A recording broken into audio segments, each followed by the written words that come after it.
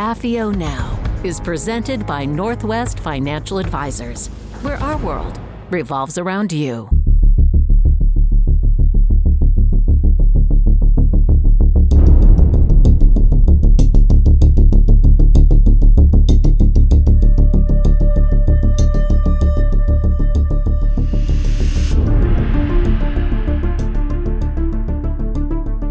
Hello, everyone. This is Jim Hughes with AFIO Now. We are a program of recorded interviews with former senior U.S. intelligence officers. And I'm delighted to welcome back Brian Morra. We did an interview with Brian last fall on his first book, Able Archers. And he has a brand new book coming out tomorrow entitled The Righteous Arrows. Brian is a former U.S. Air Force intelligence officer and a retired senior aerospace executive. He helped to lead the U.S. intelligence team in Japan that uncovered the true story about the Soviet shoot-down of the Korean Airlines Flight 007 back in September of 1983. And he also served on the air staff at the Pentagon. Brian has a bachelor's degree from William & Mary, an MPA from the University of Oklahoma, a master's degree in national security studies from Georgetown, and he completed the advanced program at Harvard. Brian, welcome back to AFIO Now. Jim, thanks very much. Pleasure to be with you. Thanks for the invitation to come back. Brian, to start off, what are the righteous arrows? Well, I've gotten that question a few times, and I really wasn't planning on having my first two books entitled with an archery theme, but that's kind of the way it turned out with the Able Archers and now with the Righteous Arrows. So the Righteous Arrows refer to the Stinger surface-to-air missiles that CIA provided to the Afghan Mujahideen in the mid-1980s, really beginning in 1986, that proved so instrumental in curtailing the advantage that the Soviet Union had in air power during their war in Afghanistan. So the Righteous Arrows was a term that some of the Mujahideen referred to the missiles by. So that's where that comes from. Brian, as you did in the first book, you have decided to fictionalize certain aspects of this novel. What are the basic kind of historic facts that contribute to the story? Yeah, that's a great question. This book, The Righteous Arrows, the bulk of it is set in the Soviet war in Afghanistan. So the setting is either Afghanistan or Pakistan, the tribal territorial areas of Pakistan. That said, however, the first part of the book is set in Germany, and it picks up where the Able Archers ends, in effect. It begins just a few months after the Able Archers. So what I do depict in the first part of the book is that the Soviet nuclear war crisis of the fall of 1983 that culminated in the Able Archer 83 nuclear war exercise, NATO's nuclear war exercise. At the end of the Able Archers, it seems like everything's hunky-dory and all is right with the world. The crisis has been averted. And to some extent, that's true. But what I wanted to point out at the beginning of The Righteous Arrows is that the nuclear war tension between the United States and the Soviet Union did not entirely go away at the end of 1983. It actually carried over into the first few months of 1984. And in fact, in February and March of 1984, the Soviet Union itself conducted its largest nuclear war exercise of the entire Cold War. So I wanted to kind of capture that element and my American characters' role in that continued nuclear war crisis into 1984.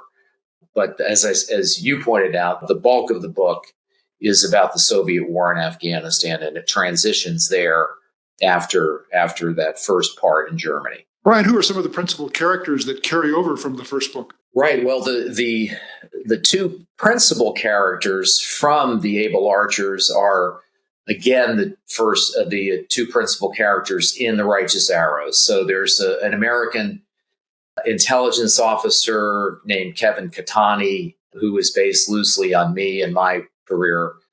who carries over. And then his counterpart, Ivan Levchenko, who is a Soviet GRU military intelligence officer of more senior rank, and he's quite a bit older than Khatani. He also carries over. And I guess the third one I would point out to, who has a major role in the Righteous Arrows, is this mysterious figure of the red-haired major, who makes a kind of a cameo appearance at the beginning of the Able Archers, but he's a principal character throughout most of the Righteous Arrows. So those are three, and then there are a bunch of other characters that carry over as well, but those are the three main ones. And who are some of the new characters in the second book? Yeah, I one of the things I wanted to introduce in this book were antagonists toward our two heroes.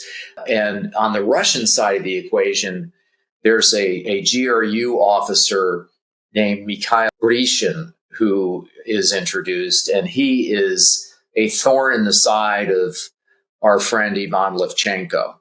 And Grishin is the son of a very senior Communist Party official in Moscow, and he feels entitled because of that. And he also feels that Levchenko, is kind of a poor kid from Crimea, is his inferior. So Grishin is introduced, and Grishin carries through actually into future books as well as a foil of Levchenko. With respect to Kevin Khatani, a new character who is introduced is a Defense Intelligence Agency official that I call Rand Bottoms. And he's sort of a stereotypical, or maybe a better put, he's an archetype of a certain kind of national security bureaucrat that many of us have encountered in Washington. And so Rand Bottoms becomes an antagonist of Kevin Khatani's, and mainly, and in this book at least, over an incident that Khatani is involved in East Germany early in the book. And Bottoms, his desire is to see Khatani kind of harmed or even destroyed over that incident. So those are two of the main new characters who are introduced in this book. Yeah, I really enjoyed that character. I'm pretty sure that I met a couple of people like him during my career. I think we all have. Yeah. How much did your own experience influence some of the descriptions in this latest book? Again, the first part of the book is the continuation of this nuclear war crisis that bleeds over into 1984, which I did have involvement in as an active intelligence officer. At that time, we were supporting the U.S. military liaison mission in Berlin, who were in fact tasked with going into East Germany and collecting intelligence, trying to determine the extent of this Soviet nuclear war alert and what their status was and the like. So there's certainly some personal history there.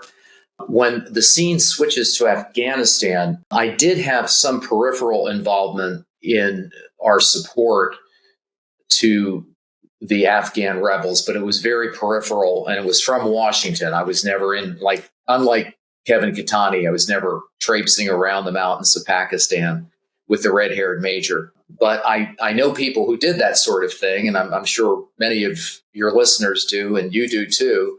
So my writing was informed by the experiences of some of those folks that I knew back in the 80s who were more actively engaged in that work. And I think, in part, I wanted to, in this book, bring that to light. I think a lot of Americans have forgotten about the Soviet war in Afghanistan and the role that the intelligence community, principally CIA, played in defeating the Soviet Union in Afghanistan. So that's a little snapshot of some of my personal engagement. I thought your descriptions of combat operations in Afghanistan were very authentic. It really brought back a lot of old memories. Well, thank you for saying that. I hope I that was my intent. My intent was to try to get it right. And one of the areas, Jim, that I had to do a fair amount of research on was how the Soviets conducted combat operations, particularly how Soviet special operators did, how Spetsnaz did. And I read a number of books on that topic and some articles from Russian authors, and there's actually a fair amount of material. I was actually gratified to find that there's a fair amount of material by Russian authors, both articles and books, that do a pretty good job of laying out just how they did conduct operations. So that certainly helped me and to make it more authentic. Yeah, I thought that detail was really quite good. Yeah, well, thanks. Brian, in your view, was there a U.S. analytic failure in our assessment of Gorbachev's plans to withdraw from Afghanistan? That is one of the themes late in the book. I wanted to create, Jim, this sense in the American hero, Kevin Katani, that he's unsettled by his experience in Pakistan and that he's even disillusioned to a certain degree by the contrast of what he's seeing on the ground and how both intelligence community leaders and senior policymakers in Washington are viewing things. And there's a little bit of a theme carryover in that respect from the Able Archers, where Katani sees things perhaps a bit differently. And in that book, there's a scene where he briefs the Secretary of Defense, and the Secretary of Defense takes issue with Katani's assessment of events in the fall of 1983. But back to the righteous arrows, I think there was a tendency, and I attended, when I was on the air staff, I went to a number of meetings at CIA and DIA and elsewhere where we were talking about the Soviet war in Afghanistan and just what they were up to. And I think there was a tendency among many of the DC-based analysts to discount public statements that Gorbachev was making and to view them as propaganda in a sense. That's a little harsh probably, but to view them as really designed for domestic Soviet consumption and for influencing the international community. So, for example, when Gorbachev was making noise about leaving Afghanistan, there were many who felt that he was playing to an international audience where he was trying to curry favor in, particularly with respect to arms control negotiations and so forth. He wanted to be viewed as a peacemaker and so on. And that was probably true. I don't think that was untrue.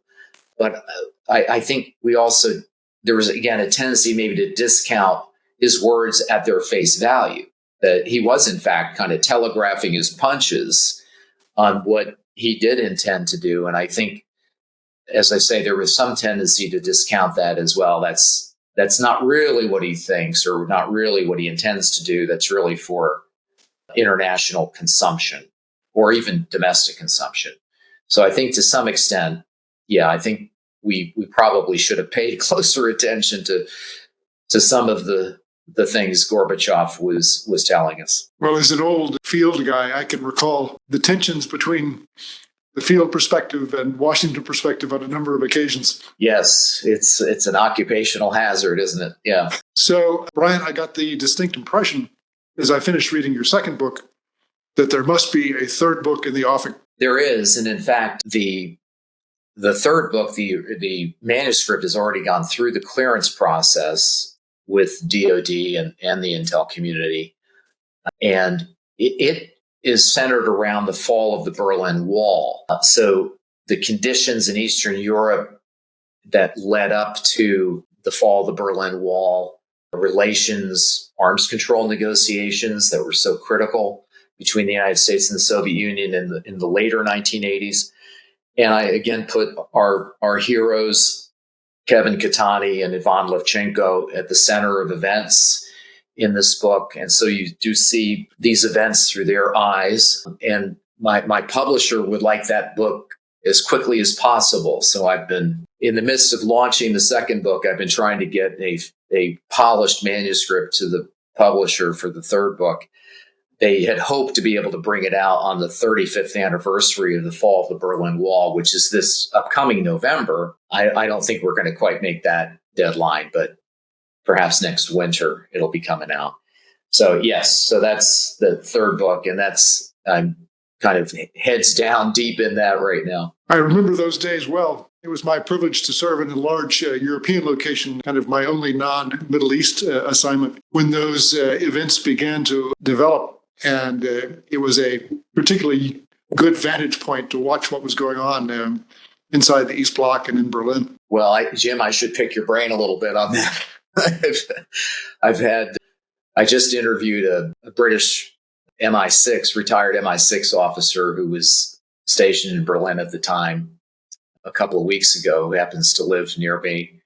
And I'm about to interview a retired Air Force intelligence officer who was the head of the U.S. military liaison mission in Berlin at the time. And I've chatted with him a little bit. So yeah, what a fascinating time to have been there. I'd love to chat with you about that at the appropriate time. Well, the name of the book is The Righteous Arrows.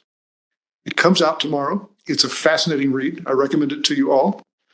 And I want to thank Brian Morra for an excellent interview. Well, thank you, Jim. And I would like to point out that with The Righteous Arrows, one of the guys I got to endorse the book is Mike Vickers, who many of you know, of course. And Mike knows that era in Afghanistan better than anybody, probably. And so Mike said some very nice things about the book. And I take that as high praise coming from him. So Jim, and from you as well, I really appreciate your lovely words about The Righteous Arrows. And for those of you who are interested in it, my website is brianjmorra.com, and you can order it there. It's available at Amazon, Barnes & Noble, all over the place. But so Jim, well, thank you. As many in our audience know, Mike Vickers was the principal CIA paramilitary officer who was the architect for CIA's support for the Mujahideen in Afghanistan. So an endorsement from Mike Vickers is a very weighty one indeed. Yes, it was very generous of him, and I thank him for that. Okay. And I thank you to Jim and AFIO for the opportunity to speak with you again. It's been a real pleasure. And we look forward to talking about the third book. Thank you very much. I look forward to that too. AFIO is a small, nonprofit, apolitical, educational organization whose main mission is to help prepare the next generation of intelligence officers to confront the challenges our nation faces in the years ahead.